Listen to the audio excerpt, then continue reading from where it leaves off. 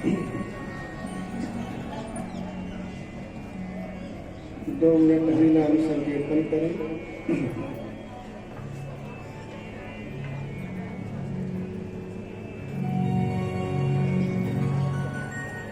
मेरे तो आधार सीता राम के चरणारविंद, मेरे तो आधार सीता राम के चरणारविंद, मेरे तो आधार राधे श्याम के चरणारविंद, मेरे तो आधार राधे श्याम के चरणारविंद, राम के चरणारविंद, राघव के चरणारविंद, राम के चरणारविंद, राघव के चरणारविंद, श्याम के चरणारविंद, माधव के चरणारविंद, श्याम के चरणारविंद, माधव के चरणारविंद, मेरे तो आधार सीता राम के चरणारविंद, मेरे तो आधार सीता राम के चरणारविंद, मेरे तो आधार राधे श्याम के चरणारविंद, मेरे तो आधार राधे श्याम के चरणारविंद। देव से बोले भगवन नाम संकीर्तन की जय हो, श्री हनुमान जी महाराज की जय हो, श्री सद्गुरुदेव भगवान की जय हो। इस तरह से श्री जानकी जी ने गांव वालों को भगवान का परिचय दिया। भगवान आगे बढ़े और ब्रह्मर्षि श्री वाल्मीकि जी के आश्रम में गए। वाल्मीकि जी ने भी भगवान का आतिथ्य सत्कार किया।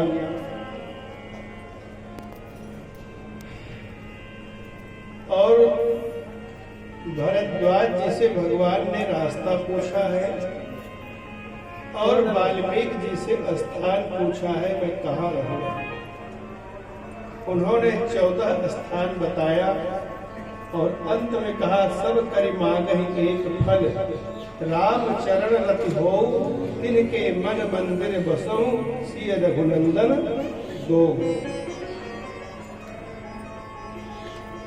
और आप प्रभु, आप मुझसे रास्ता स्थान पूछ रहे हैं, तो पहले ये बताओ आप कहाँ नहीं हैं।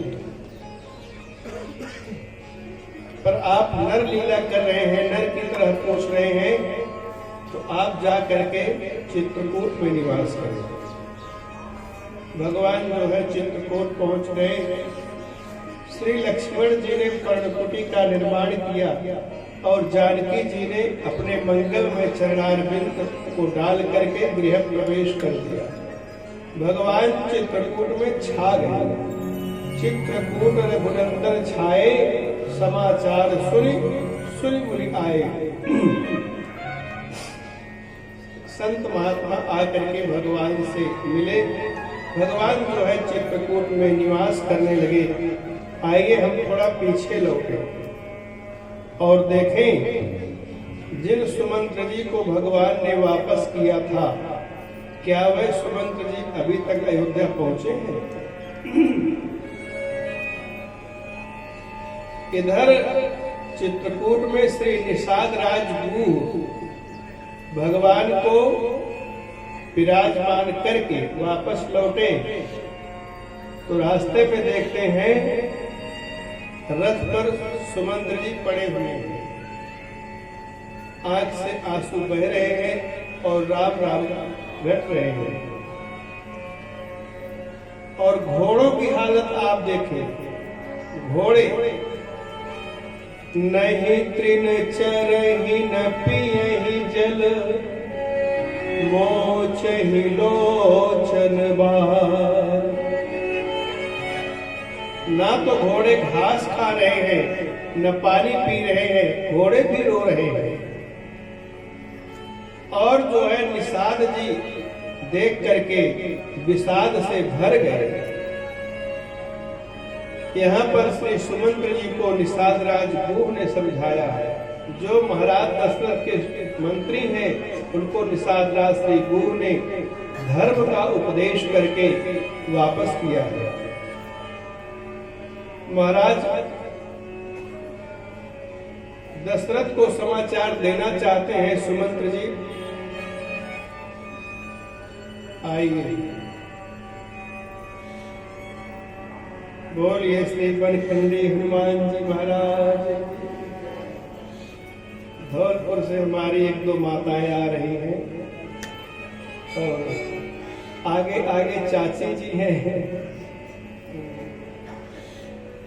आइए, आपका स्वागत है। प्रेम से बोले, जोर से बोले।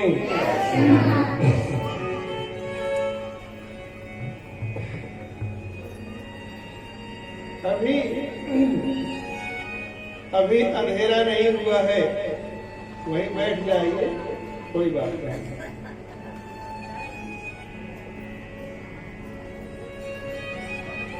सुमंत्र जी ने सोचा कि मैं नगर में तब प्रवेश करूंगा जब अंधेरा हो जाएगा। मैं किसको क्या मुंह दिखाऊंगा। और इस समय राम प्रेम में सब निमग्न हैं। मन में आ सकता है कि इस सुमंत्र का मुंह देखना अच्छा नहीं है। इस सुमंत्र ने हमारे राम को हमसे दूर कर दिया, क्योंकि रथ तो सुमंत्र जी ही चलाए थे। अयोध्या वासी सो गए। जब अंधेरा हो गया तब जो है सुमंत्र जी महाराज दशरथ के कक्ष में पहुंचे। महाराज दशरथ के पांव की जब आहट सुनी तो महाराज दशरथ पहचान गए और उठ करके बैठ गए। जैसे ही अकेले श्री सुमंत्र जी को देखा है तो महाराज दशरथ ने पूछा, सुमंत्र तुम अकेले आए हो?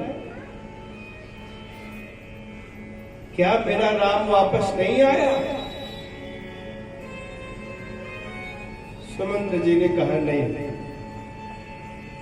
अच्छा, मेरे राम ने मेरे लिए कुछ कहा? सुमंत्र जी बोले, आपके चरणों में प्रणाम कहा है और कहा है कह देना मेरे पिताजी से सुमंत्र जी, मैं अपने पिता के वचन को कभी झूठा नहीं होने दूंगा।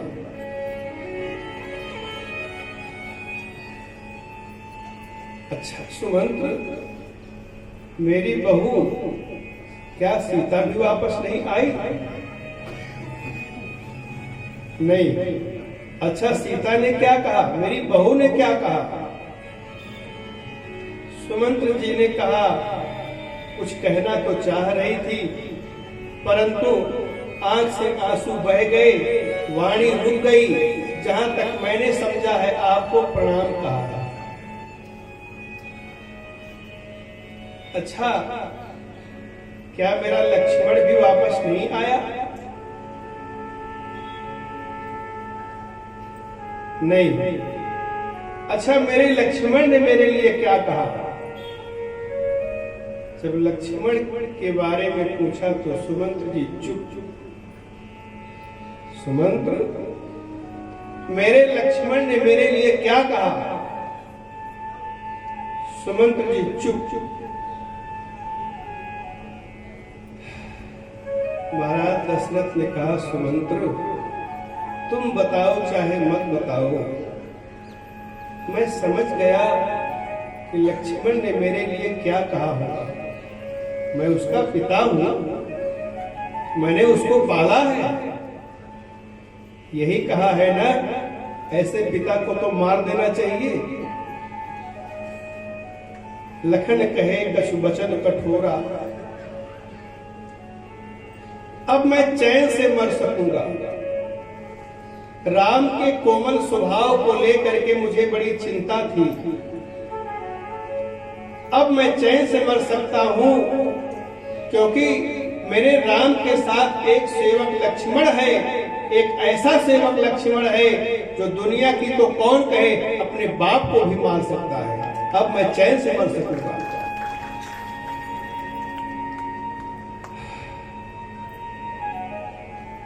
और महाराज दशरथ ने, ध्यान दें, महाराज दशरथ ने महारानी कौशल्या की गोदी में अपने मस्तक को रख दिया और एक इतिहास सुनाया। देवी, जब मैं अयोध्या का राजकुमार हुआ करता था, उस समय एक हाथी बिगड़ गया था, तो उसको संभालने की जिम्मेदारी पूज्य पिताजी ने मुझे दिया। मैं सरोवर के पास झाड़ी में छुप करके बैठ गया। ध्यान से सुने। कुछ देर के बाद जल के अंदर से गुड़गुड़ाहट की आवाज आई, तो मैंने सोचा वह हाथी पानी पी रहा है। मैं शब्द वेदी बाण का ज्ञाता हुआ करता था। मैंने शब्द वेदी बाण को छोड़ा। जब वह जाकर अपने लक्ष्य पर लगा तो किसी पशु के चीखने की आवाज नहीं, बल्कि एक मानवीय चीख सुनाई पड़ी। दौड़ करके पास में मैं गया तो देखा एक नवयुवक के पूरे शरीर में मेरे बाण लगे हुए थे। मैंने उस नवयुवक को अपनी गोदी में लिया और पूछा, तुम कौन हो? उस नवयुवक ने कहा, मेरा नाम श्रवण कुमार है। क्या जमाना आ गया है, कभी बेटा अपने माता पिता को कंधे पर बिठा करके तीर्थ यात्रा कराता था। आज कोई माँ बाप कहे कि बेटा जरा मोटरसाइकिल पे बैठाकर हमें कथा में छोड़ दो, फिर भी आनाकानी करता था। ऐसे भी हैं। मेरा नाम श्रवण कुमार है। मैं अपने बूढ़े माता पिता को तीर्थ यात्रा पर ले जा रहा था। उनको प्यास लगी थी, पानी लेने आया था, लेकिन आज आपके द्वारा मैं मारा जा रहा हूं। मेरे प्राण तो नहीं रहेंगे। ये पानी का कलश आप ले जाएं, मेरे बूढ़े माता पिता को पिला करके उनके प्राण की रक्षा कर देगा। देवी, यही कह करके उस नवयुवक ने मेरी गोदी में अपने प्राण को छोड़ दिया। मैंने पानी का कलश लिया, उन तपस्वियों के पास गया तो मेरे पांव की आहट से तपस्वियों ने कहा, बेटा श्रवण कुमार, तुम आ गए। मैंने कहा, मैं आपका श्रवण कुमार नहीं हूं, मैं अयोध्या का राजकुमार हूं। मुझसे अनजाने में बहुत बड़ा पाप हो गया। आज आपका श्रवण कुमार मारा गया, लेकिन आप तनिक भी चिंता नहीं करें। आपके श्रवण कुमार से ज्यादा सेवा मैं आपकी करूंगा। इतना सुनते ही पानी का कलश हाथ से गिर गया। उन अंधे अंधों के आंख से आंसू बह गए और बोले, हे अयोध्या के राजकुमार, तुम क्या जानो पुत्र के मरने की पीड़ा क्या होती है, वो भी श्रवण कुमार जैसे पुत्र के मरने का। तुम क्या जानो शोक क्या होता है, दर्द क्या होता है। हे अयोध्या के राजकुमार, तुम्हारे बाणों के द्वारा केवल एक की हत्या नहीं हुई है, बल्कि 3-3 मृत्यु होने जा रही है। अगर मेरे श्रवण कुमार नहीं रहे तो अब हम दोनों भी अपने प्राण को शरीर में नहीं रखेंगे, लेकिन मरने से पहले, हम अपने प्राण को त्यागने से पहले हम तुम्हें श्राप देते हैं। जैसे आज पुत्र के विरह में हम तड़प तड़प करके मर रहे हैं, ऐसे तुम भी पुत्र के विरह में तड़प तड़प करके मरोगे। ये हमारा श्राप है।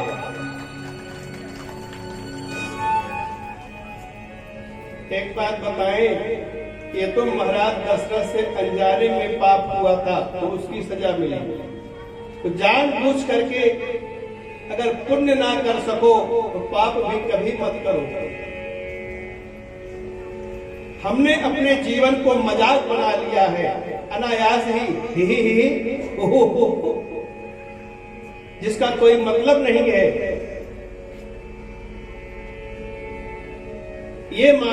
इस मानव जीवन को जीने के लिए बड़ी गंभीरता चाहिए,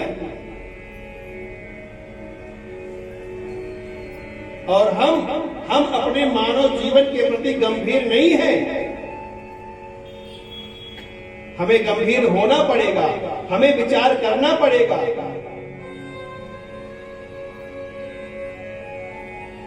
महाराज दशरथ कहते हैं, देवी उस समय हमारे शब्द वेदी बाण ने उनके श्रवण कुमार को मारा था। आज उनके श्राप रूपी शब्द वेदी बाण हमारे श्रवण यानी हमारे कान को भेद करके मुझे मारना चाहते हैं। अब हम भी अपने प्राण को रख ना पाएंगे। और सज्जनों, महाराज दशरथ भगवान को पुकार रहे हैं, श्री किशोरी जी को पुकार रहे हैं, श्री लक्ष्मण जी को पुकार रहे हैं। हार गुणनंदन प्राण प्रीते, तुम बिन जियात बहुत दिन बीते। जानकी लखन हार गोबर, पितु हित चित चातक जलधर। राम राम कहि राम कहि, राम राम कहि राम, तन परिहरि रघुबर बिरह, राव गयो सुरधाम, राव गयो सुरधाम, राव गयो सुरधाम, राव गयो सुरधाम।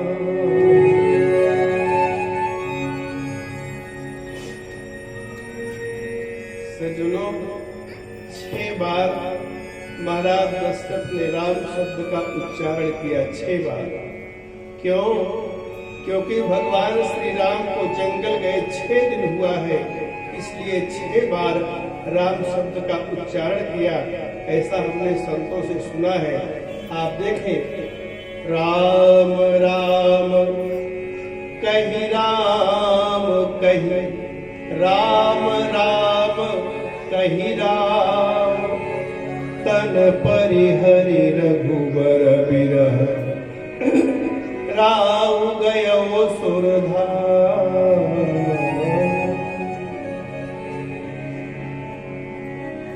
महाराज दशरथ स्वर्ग को चले गए। ध्यान दें सज्जनों, यही मरण सुंदर है जिसके अंतिम क्षण जिह्वा पर भगवान का पावन नाम हो। एक बात हम कल नहीं कह करके आप लोगों से एक दक्षिणा आज ही मांग ले रहे हैं।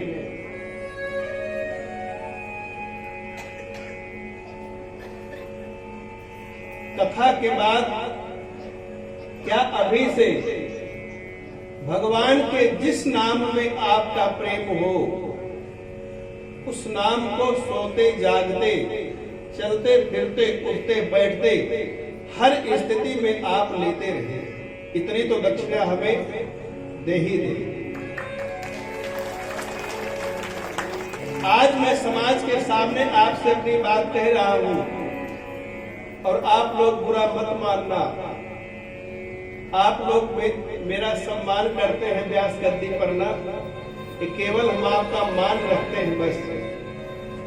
मैं व्यास गद्दी पर बैठकर कह रहा हूं, कभी सम्मान अच्छा लगता था, लेकिन जब स्वामी श्री राम सुखदास जी महाराज जैसे संत ने कभी माला नहीं पहना, कभी उन्होंने किसी से पैर नहीं छुआया, कभी ने उन्होंने अपनी फोटो नहीं खिंचवाई, हम उनके सामने क्या है जी? न हमारे अंदर कोई भजन है, न कोई साधना है।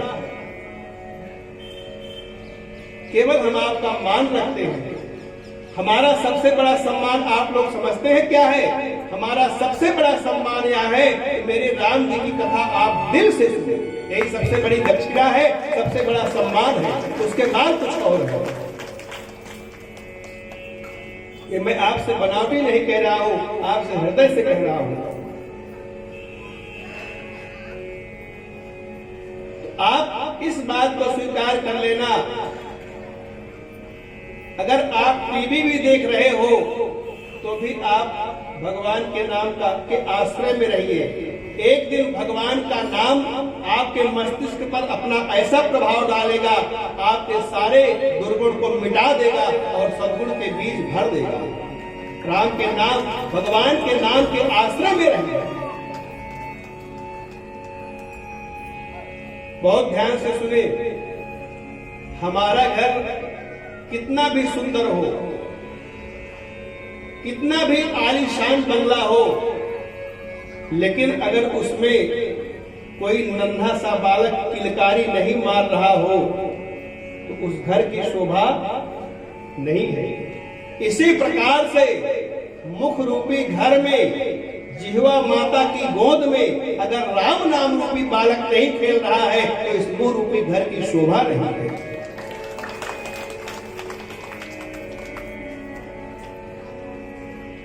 राम नाम मणिदीप धरु, जी है देहरी द्वार, तुलसी भीतर बाहिरो, जो चाहत पूजिया।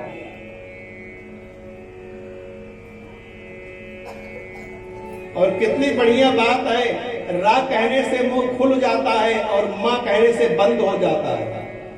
मतलब राम राम करो, बाकी आपका काम तो अपने आप से होता जाएगा।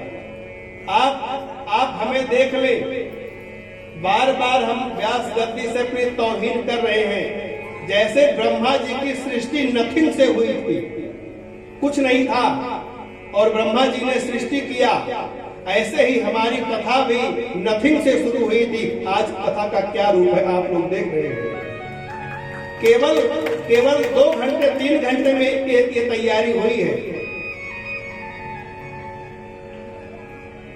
तो कहने का मतलब यह है, हम तो भगवान के आश्रय में रहें, हम तो भगवान के नाम के आश्रय में रहें, भगवान हमारा सारा काम बना देंगे, बिगड़ा हुआ भी काम बना देंगे। प्रेम से बोले, जोर से बोले।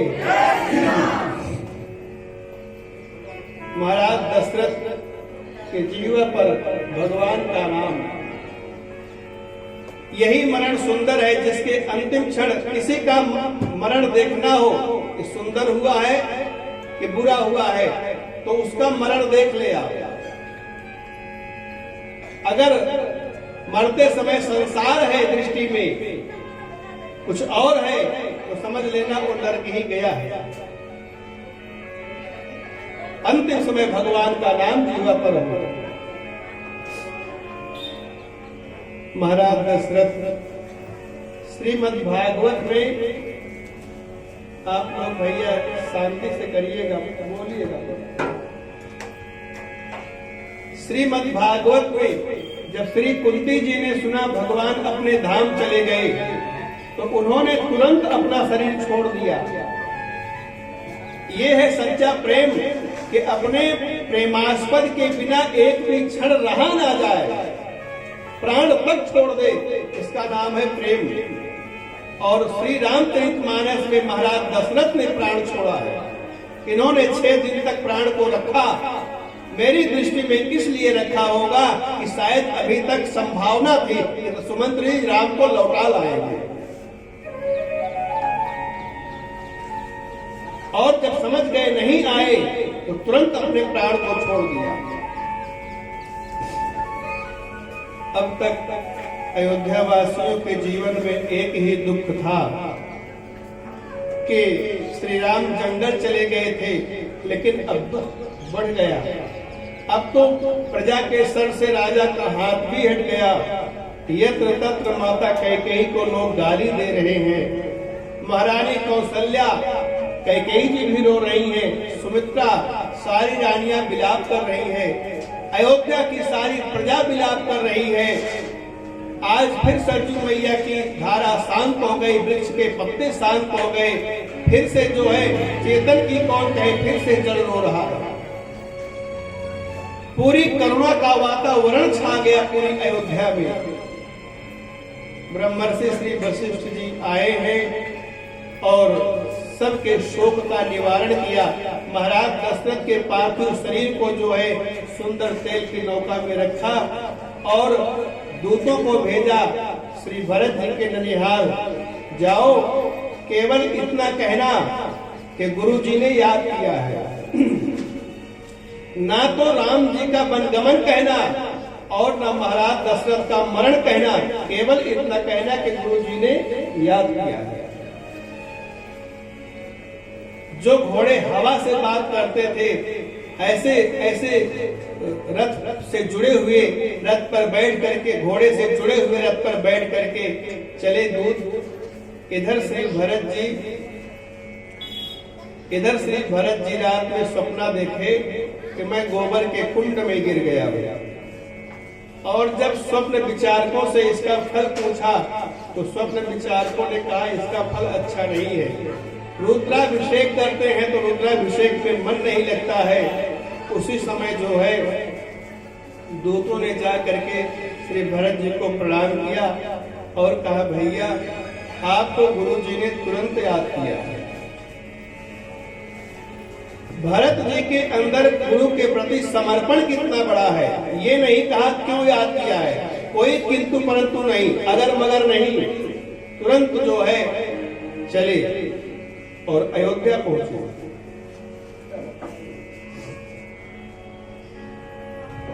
अयोध्या पहुंचे तो देखते क्या है, जो सरजू मैया कल कल निनाद करते हुए सुंदर धारा प्रवाहित करती रहती थी, आज सरजू मैया की धारा एकदम शांत है। वृक्ष के पत्ते शांत हैं, सबके घर के दरवाजे बंद हैं। और मान लीजिए किसी के दरवाजे खुले भी हैं तो भरत जी को देखते ही दरवाजे को बंद कर लेते हैं। क्यों बंद कर लेते हैं? कुछ लोग भरत जी को भी चाहने वाले हैं, अभी भी चाहने वाले अयोध्या में। तो जो भरत जी को चाहने वाले थे उन्होंने सोचा कि अगर भरत जी ने हमसे पूछ लिया कि मेरे अयोध्या की हालत ऐसे क्यों है तो मैं जवाब क्या दूंगा, इसलिए दरवाजे को बंद कर लिया। और जो राम जी को चाहने वाले थे उन लोगों ने इसलिए दरवाजे को बंद कर लिया, इसी भरत के कारण इतना बड़ा अनर्थ हुआ है, इसका मुंह देखना ठीक नहीं है, दरवाजे को बंद कर लिया।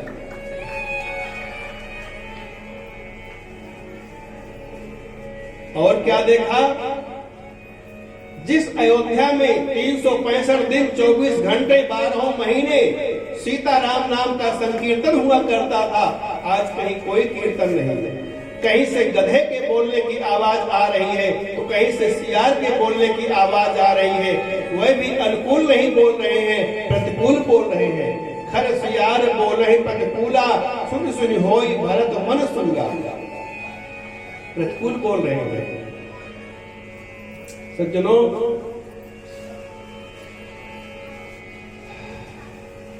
भरत जी सीधा अपनी मां कैकेयी के पास आए। क्यों आए? क्या मां कैकेयी से बड़ा प्रेम है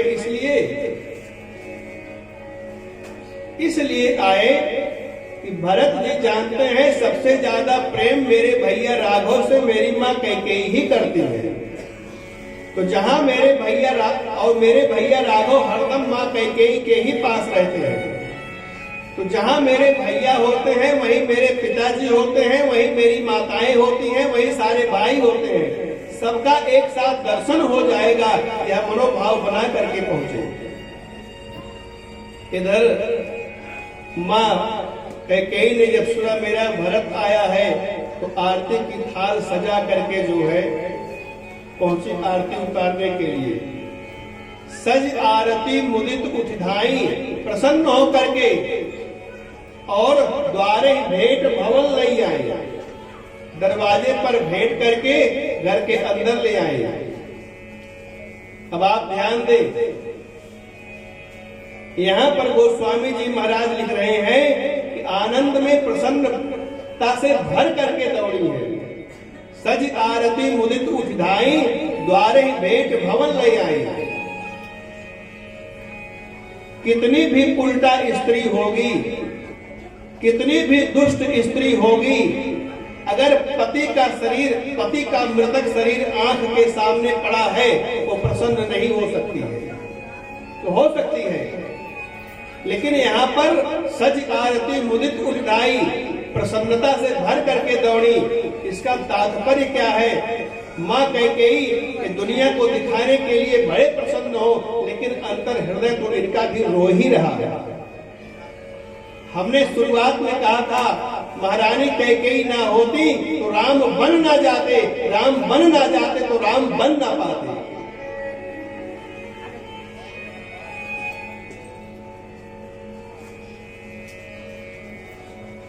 प्रेम से बोले। रामचरितमानस में कुछ पात्र ऐसे हैं जो केवल वंदनीय हैं, जैसे श्री राम, भरत, लक्ष्मण, शत्रुघ्न, महारानी कौशल्या, कैकेयी, सुमित्रा इत्यादि। और कुछ पात्र ऐसे हैं जो केवल निंदनीय हैं, रावण, कुंभकर्ण, मेघनाद इत्यादि। लेकिन महारानी कैकेयी का एक ऐसा चरित्र है जो वंदनीय भी है और निंदनीय भी है, दोनों है। ध्यान दें, निंदा करने वाले इनके अपने ही बेटे भरत जी हैं, दुनिया की तो बात छोड़ दीजिए, और वंदना करने वाले स्वयं भगवान राम हैं। संसार में दो प्रकार के लोग होते हैं, एक तो मस्तिष्क प्रधान और दूसरे भावना प्रधान। मस्तिष्क प्रधान जो व्यक्ति होता है वह कोई कार्य करेगा तो बड़ा सोच विचार करके करेगा, लेकिन जो भावना प्रधान व्यक्ति है वो तो भावना में बह करके कर डालता है। तो भगवान श्री राम जो है वो मस्तिष्क प्रधान है और भरत जी भावना प्रधान है।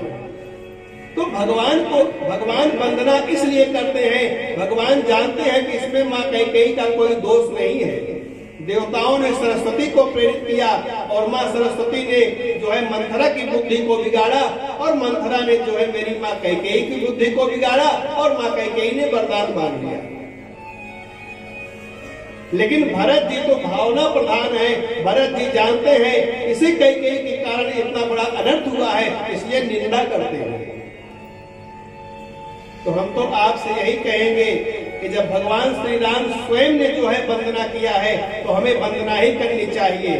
और जिसका प्रेम भरत जी की तरह हो वह भले निंदा कर सके, और किसका प्रेम राम जी के प्रति भरत जी जैसा हो सकता है।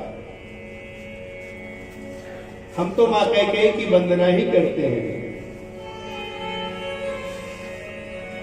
माता कैकेयी आरती उतारी और गले से लगाई, भेंटा हृदय से लगाया, भवन में लेकर के आई। श्री भरत जी ने पूछा, कहो कहतात कहाँ सब माता, कहाँ सिया राम लखन प्रिय भ्राता, कहो कहतात कहाँ सब माता। माँ, पिताजी कहाँ है और माताएं कहाँ हैं? कौशल्या जी, सुमित्रा जी, मेरी भाभी सीता जी कहाँ हैं? मेरे बड़े भैया राघव कहाँ हैं? और मेरा छोटा भाई लक्ष्मण कहाँ है? जब इस तरह से पूछा तब माता कैकेयी ने कहा, बेटा तुझे पता है अयोध्या में बहुत बड़ा षड्यंत्र चल रहा था, लेकिन तू तनिक भी चिंता मत कर, मैंने सब काम बना लिया है। तात बात मैं सकल संवारी, मैंने सारा कार्य बना लिया है। वो तो भय मंथरा सहाय बिचारी, वो तो बेचारी मंथरा ने सहायता किया, नहीं तो सब गड़बड़ हो जाता। लेकिन बीच में ब्रह्मा जी ने कुछ बिगाड़ दिया। कछुक काज विधि बीच बिगाड़ो। आज जो है कई जैसे लोग समाज में भी होते हैं, कोई काम अच्छा हो गया तो मैंने बना दिया, बिगड़ गया तो ब्रह्मा जी ने बिगाड़ दिया। माता कई कह रही है बनाया तो मैंने और बिगाड़ा तो ब्रह्मा जी ने। कछुक काज विधि बीच बिगाड़ो, क्या भूपति सुरपति पुरपद धारो। तुम्हारे पिता जो है वो स्वर्ग को चले गए, अब इस संसार में नहीं रहे, उन्होंने अपने प्राण को शरीर से अलग कर दिया। जैसे ही श्री भरत जी ने सुना कि मेरे पिताजी अब नहीं रहे, तो तात तात तात तात तात हा तात पुकारी, परे भूमि तल व्याकुल भारी, व्याकुल होकर के पृथ्वी पर गिर पड़े और कहते हैं, हे पिताजी, चलते समय मैं आपको देख भी नहीं पाया। माँ से कहते हैं, माँ पिताजी के मृत्यु का कारण बताओ, कैसे उनका शरीर छूटा।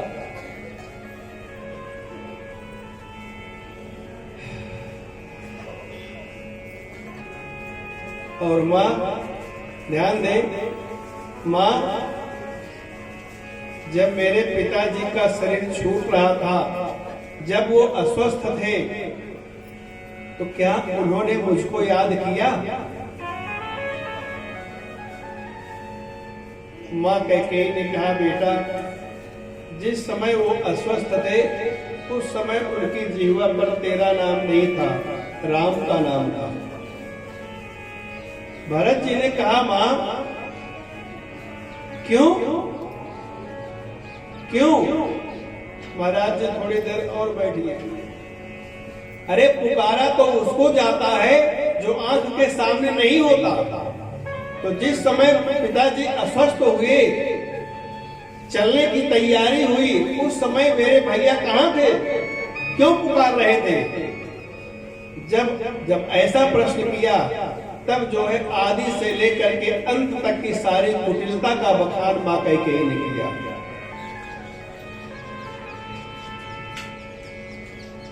भरत जी कहते हैं, हे तात, हे पिताजी, अब मेरी बात को भैया राघव तक कौन पहुंचाएगा? भरत जी बड़े संकोची हैं। राम जी से जब कोई बात कहनी होती है तो वो सीधा राम जी से नहीं कहते, पिताजी से कहते हैं, और पिताजी जो है राम जी तक उस बात को पहुंचाते हैं। हे भैया, अब मेरी बात को मेरे भैया राघव तक कौन पहुंचाएगा? आपने मेरे हाथ को मेरे भैया राघव के हाथों में सौंपा भी नहीं। और जब ये सुना कि मेरे कारण राम जी जंगल चले गए, तो पिताजी का मरण भूल गए। भरत ही बिसरे पितु मरण, सुनत राम बन गौन, हेतु अपन पौ जान जिए, थकित रहे धरि मौन।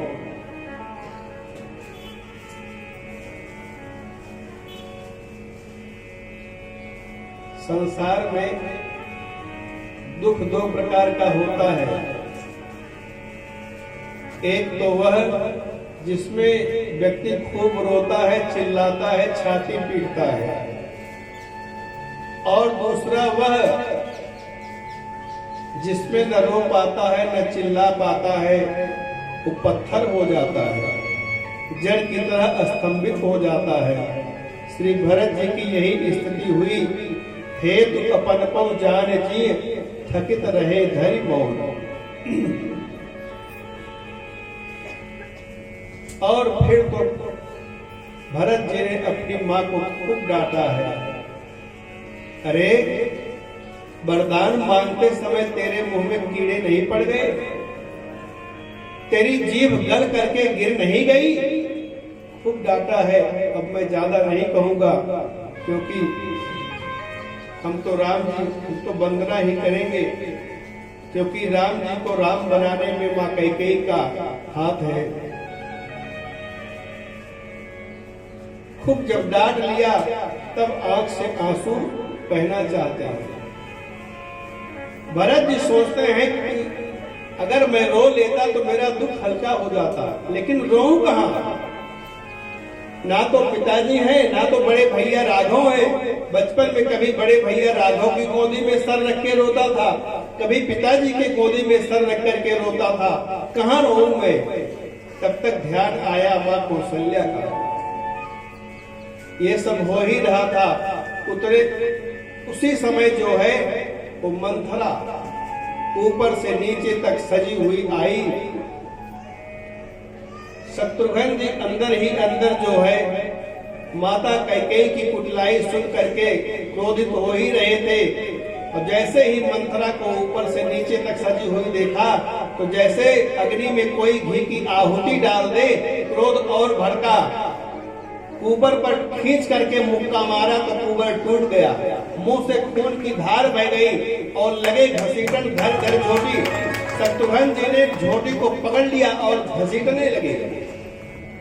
मंथरा चिल्लाई, अरे कैकेयी तू खड़े खड़े मुंह क्या देख रही है? बचाती क्यों नहीं? जिन कुपूतों के लिए, जिन नालायकों के लिए मैंने इतना बड़ा कार्य किया, तो मेरी जान ले रहे, तू खड़े खड़े मुंह देख रही है?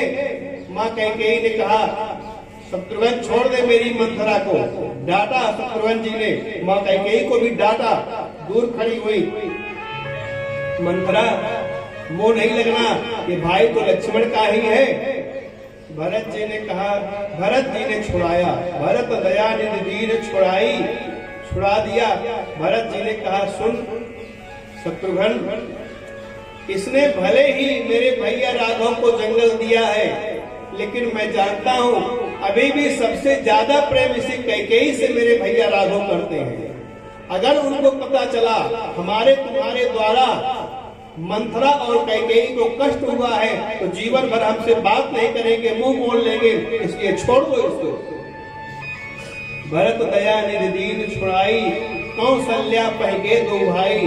और दोनों भाई महारानी कौशल्या के पास गए। सज्जनों, ऐसा मैंने सुना है कि राम जी को जंगल गए और महाराज जी को शरीर छोड़े, अब तक पूरा 21 दिन हुआ है और माँ कौशल्या ने पानी तक नहीं पिया है, राम वन गमन से लेकर के अब तक। और शरीर पर एक ही वस्त्र है, वह गंदा हो गया है और शरीर एकदम दुबला हो गया है। इधर माँ कौशल्या ने सुना कि मेरा भरत आया है, तो माँ कौशल्या जी जो है भरत जी को बचाने के लिए दौड़ती हैं। क्यों? माँ कौशल्या जी जानती हैं दीपक हवा के एक धीरे से झोंके से बुझ जाता है, तो हमारा जो भरत है वो जो है हमारे कुल का दीपक है।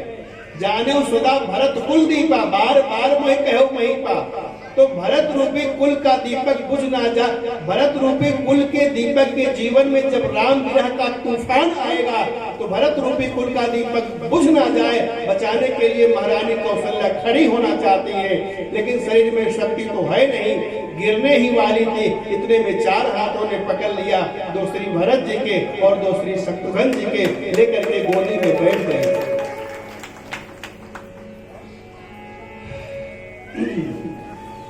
प्रेम से बोले, जोर से बोले।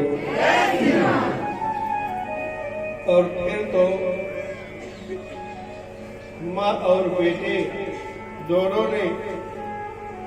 के आंख से फिर गंगा जमुना की धार बही आंख से एक दूसरे को सींचा है।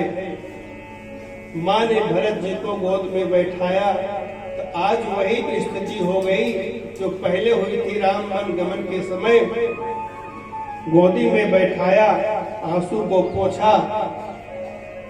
भरत जी ने कहा, माँ, जो पाप एक कन्या को मारने का लगता है, जो पाप एक बालक का वध करने का लगता है, जो पाप गाय को मारने का लगता है, जो पाप ब्राह्मण को मारने का लगता है, इस तरह से वह सारे के सारे पाप मुझे इस भरत को लग जाए अगर मेरी माँ कैकेयी की सम्मति में मेरी सम्मति है। तो माँ ने कहा बेटा ऐसा जो स्वप्न में भी कहेगा उसको नरक में भी ठिकाना नहीं मिलेगा। अस कही माँ तू भरत ही लाए, ऐसा कह करके माँ ने भरत जी को हृदय से लगाया तो थन पय स्रवही, स्तन में दूध आ गया और आंख में आंसू आ गए। थन पय स्रवही नयन जल छाए। प्रेम से बोले फिर से एक बार ब्रह्मर्षि श्री वशिष्ठ जी का आगमन हुआ और वशिष्ठ जी ने समझाया है, समझा करके शोक का निवारण किया और श्री भरत जी के द्वारा महाराज दशरथ के पार्थिव शरीर का अंतिम संस्कार मां सरजू जी के किनारे कराया है। 10 गात संपन्न हो गए। एक दिन एक सभा का आयोजन किया। उस सभा की अध्यक्षता ब्रह्मर्षि श्री वशिष्ठ जी कर रहे हैं। श्री भरत जी और शत्रुघ्न जी को बुला करके अपने पास बैठाया। नीति धर्म से भरे हुए वचन बोले। सबसे पहले माता कैकेयी की कुटिलाई का वर्णन किया। उसके बाद महाराज दशरथ के सत्य की सराहना किया, उनके व्रत की सराहना किया और फिर भगवान राम के गुणशील को कहे। राम जी का गुणशील कहते कहते आंख में आंसू आ गए। हाँ, और बोले भरत सुनो भरत भाभी प्रबल, बिलख कहो मुनिनाथ, हानि लाभ जीवन मरण, जस अपजस विधि हाथ। ये तो विधि के हाथ में है। अस विचार कही देई दोषु, व्यर्थ काहि पर कीजिए रोसु। ऐसा विचार करके किसी को दोष मत दो और व्यर्थ में किसी पर क्रोध मत करो, किसी पर क्रोध मत करो। कुछ लोग हैं जो सोचनीय हैं। हे बेटा विचार करो, तुम्हारे पिता सोचनीय नहीं है। कौन कौन सोचनीय है? सोचिय विप्र जो वेद विहीना, तजे निज धर्म विषय लेना। श्री राम जय राम, जय जय राम, श्री राम जय राम, जय जय राम। सोचिए नृपति जो नीति न जाना, जेहि न प्रजा प्रिय प्राण समाना। श्री राम जय राम, जय जय राम, श्री राम जय राम, जय जय राम। बोले राम राम राम, सीता राम राम राम।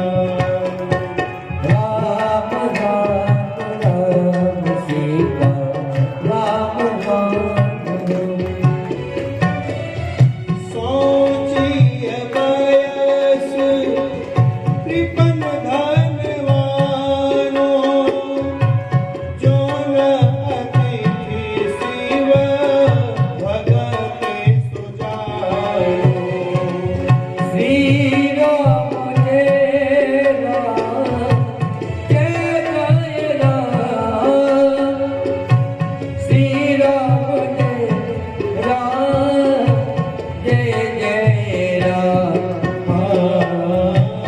सोचिए विप्र जो वेद विहीना, तजे निज धर्म विषय लेना।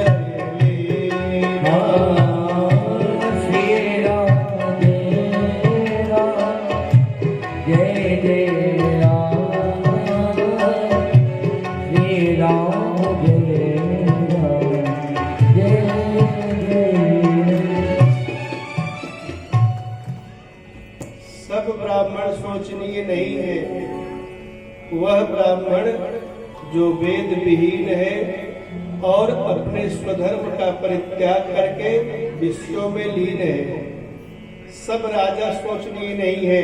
वह राजा शोचनीय है जो नीति नहीं जानता, अपने प्रजा को अपने प्राण के समान नहीं मानता।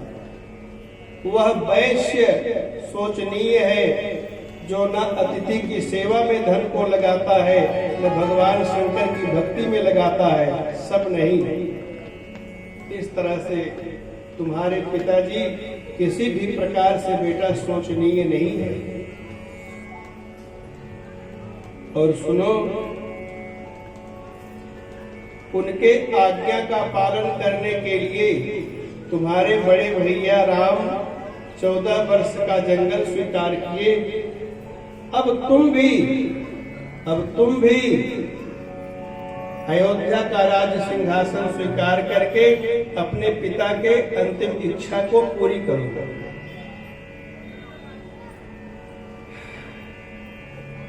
बेटा,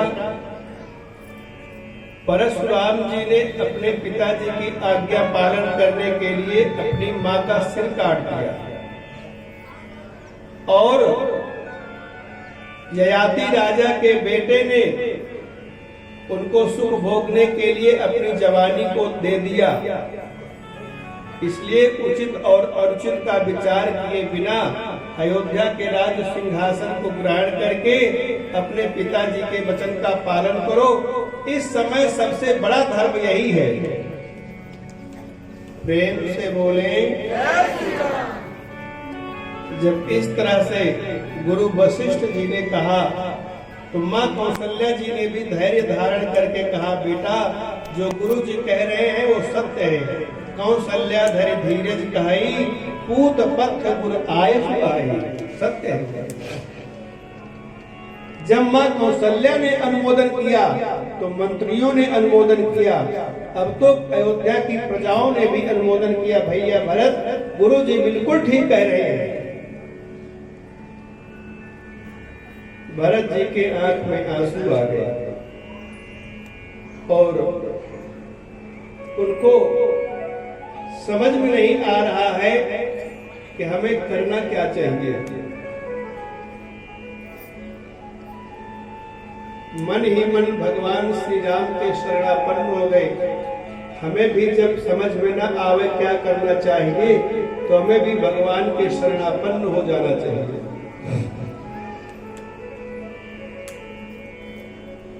भरत जी ने कहा, गुरुदेव आप कह रहे हैं अयोध्या का राज सिंहासन ग्रहण करना मेरे लिए धर्म है, तो मैं आपसे एक प्रश्न पूछना चाहता हूं। धर्म का फल सुख होता है कि दुख होता है? आप लोग धर्म करते हैं क्यों? सुख पाने के लिए। तो वशिष्ठ जी ने कहा, बेटा धर्म का फल तो सुख होता है, लेकिन जिस धर्म की व्याख्या अयोध्या में की जा रही है उस धर्म का फल तो हमें कहीं सुख दिखाई ही नहीं दे रहा है।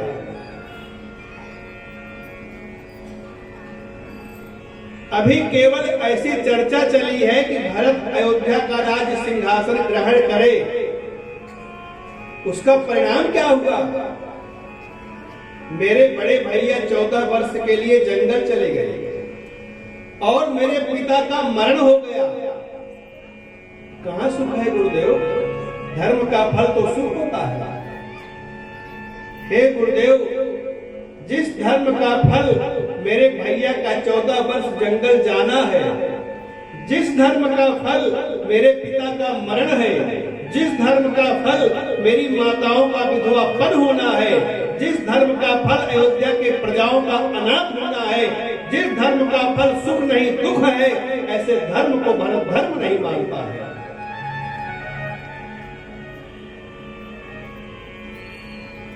और गुरु जी वरदान मांगने के अनुसार कार्य कहा हुआ।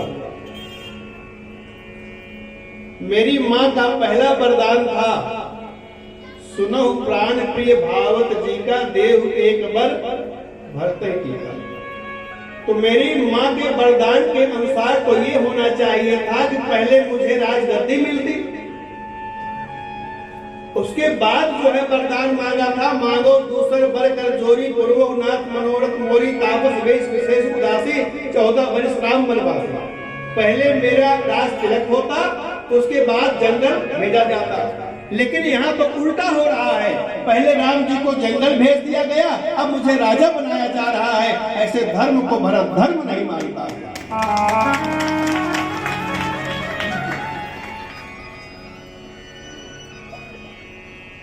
ध्यान दें गुरु जी, धर्म के 4 चरण होते हैं। धर्म के 4 चरण होते हैं, सत्य, तप, दया और दान। और धर्म के 4 भेद होते हैं, धर्म, अधर्म, धर्माभास और धर्मासार। ये 4 भेद होते हैं। तो धर्म तो आप लोग समझते हैं, सत्य बोलना धर्म है, झूठ बोलना अधर्म है। स्वार्थ में जीना अधर्म है, परमार्थ में जीना धर्म है। तो धर्म आप लोग जानते हैं, अधर्म को जानते हैं। ध्यान दें, धर्माभास को समझना है, धर्माभास को ही समझना है। गुरु जी, धर्म के 4 चरण है, सत्य, तप, दया, दान। तो कभी कभी धर्म अधर्म हमारे जीवन में, कभी कभी अधर्म जो है हमारे जीवन में धर्म के रूप में भाषित होता है, उसी को कहते हैं धर्माभास। यद्यपि करके वो होता अधर्म है, लेकिन जो है वो धर्म के रूप में दिखाई देता है, उसी को धर्माभास कहते हैं। अभी आप आगे और समझ जाएंगे। कभी कभी समाज में लगता तो है ये अधर्म हो रहा है, लेकिन वही धर्म होता है। कभी कभी धर्म अधर्म बन जाता है और धर्म अधर्म बन जाता है, अधर्म धर्म बन जाता है। अरे भाई, किसी के पेट में चाकू मारना अधर्म है कि नहीं है ना? लेकिन डॉक्टर भी पेट में चाकू मारता है, उस समय धर्म होता है। तो कभी कभी अधर्म भी धर्म के रूप में दिखाई देता है, उसी को धर्माभास कहते हैं। इस समय हे गुरुदेव, जो धर्म इस समय दिखाई दे रहा है अयोध्या में, वो धर्म नहीं है बल्कि अधर्म है, और वही धर्माभास है। तो सत्य, अब देखिए, जिस तरह से हमारी माँ कैकेयी ने धर्म की दुहाई दे दे करके पिताजी से अधर्म करवा लिया, यही धर्माभास है। धर्म के 4 चरण। हमारी माँ ने कहा कि स्वामी, आप अपने सत्य से डिगे नहीं तो धर्म का पहला चरण पूरा हो जाएगा, सत्य। राम को जो है राजगद्दी ना दे करके जलकर भेज करके तपस्या में लगा दे, धर्म का दूसरा चरण पूरा हो जाएगा, तप। अब बचा क्या? दान और दया। तो ये जो अयोध्या का राज्य है, ये मेरे भरत को दान कर दे, धर्म का तीसरा चरण पूरा हो जाएगा, दान। और मेरे मंथरा पर अगर आपको गुस्सा आ रहा हो तो हम दोनों पर दया करें, धर्म का चौथा चरण पूरा हो जाएगा, दया। इस तरह से धर्म की दुहाई दे दे करके अधर्म करवा लिया, यही धर्माभास है।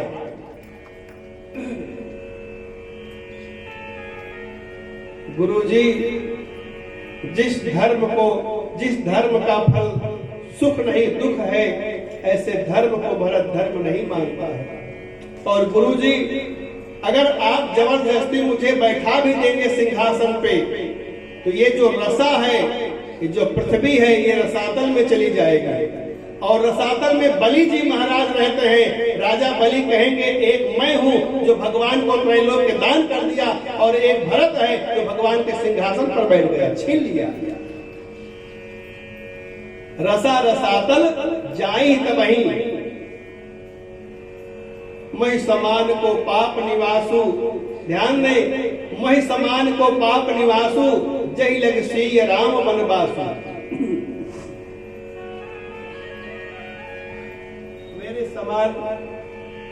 कौन पापी है, मेरे कारण सीता जी को, राम जी को, लक्ष्मण जी को वनवास हुआ है।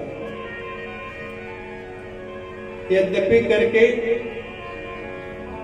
ब्रह्मर्षि वशिष्ठ जी ने अपनी बात को बड़ी गहराई और चतुराई से, समझदारी से भरत जी की ओर रखा था, सामने रखा था। लेकिन आज जो है ब्रह्मर्षि वशिष्ठ जी जैसे महात्मा भी भरत जी के सामने निरुत्तर हो गए और कहा कि बताओ भरत, अब तुम बताओ क्या करना चाहिए। हे भरत, अब तुम ही बताओ क्या करना चाहिए। तब भरत जी ने कहा, गुरुजी,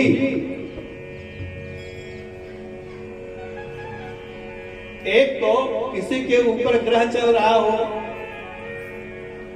ग्रह से ग्रहित हो और उसके बाद उसको बात नामक रोग हो जाए, उसके बाद बिछी मार दे और उसके बाद कोई उसको मदिरा पिलावे, ये कौन सा उपचार होगा। अयोध्या के ऊपर ग्रह चल रहा है और ये मंथरा ही ग्रह है। अवध साढ़ साथी तब बोली, ग्रह ग्रहित पुनी बात बस, ये अयोध्या के राज सिंहासन के प्रति जो कामना आई, यही बात नामक रोग है। काम बात कफलोभ अपारा, यही जो है बात नामक रोग है। तेही पूरी बीछी मार, और जो राम जी का वन गमन है वही भिक्षु का डंक है। तेही पियाई 12वीं, ऊपर से आप मुझे राजपद की मदिरा पिला रहे हैं। गुरु जी, ये कौन सा उपचार है। वशिष्ठ जी ने कहा, तो अब तुम ही बताओ भरत क्या करना चाहिए। भरत जी ने कहा, आपनि दारुण दीनता सब ही कहाओ सिर नाई, देखे बिन रघुनाथ पद जिय कै चरनी न जाए। मेरे हृदय में राम विरह की ज्वालामुखी धू धू करके जल रही है। जब तक मैं अपने भैया राघव के चरणार बिंद का दर्शन नहीं कर लूंगा, तब तक यह ज्वालामुखी समाप्त होने वाली नहीं है। मैं अपने भैया राघव जी का दर्शन करने जाऊंगा और उनको मनाने के लिए जाऊंगा। श्री भरत जी जाएंगे, लेकिन आज नहीं, कल। प्रेम से बोले, जोर से बोले। संतों का ऐसा कहना है कि अगर न 8 दिन सुना हो, पहले दिन तो खैर कथा हो ही नहीं पाई थी, आधा 1 घंटा हुई थी। अगर अंतिम दिन की कथा पूरी सुन लिया जाए तो पूरी कथा का फल मिल जाता है। हम जो है प्रयास करेंगे सारे प्रसंगों का स्पर्श जरूर हो, यह हमारा प्रयास रहेगा। बाकी जैसा विवेक श्रीमान जी महाराज देंगे। प्रेम से बोले। अब सभी लोग प्रेम से कीर्तन करें 2 मिनट, उसके बाद आरती, फिर प्रसाद, पुष्पांजलि प्रसाद ले लेकर जाएंगे। श्री राम जय, बोलना है, बोलना है। श्री राम जय राम जय जय राम, श्री राम जय राम जय जय राम।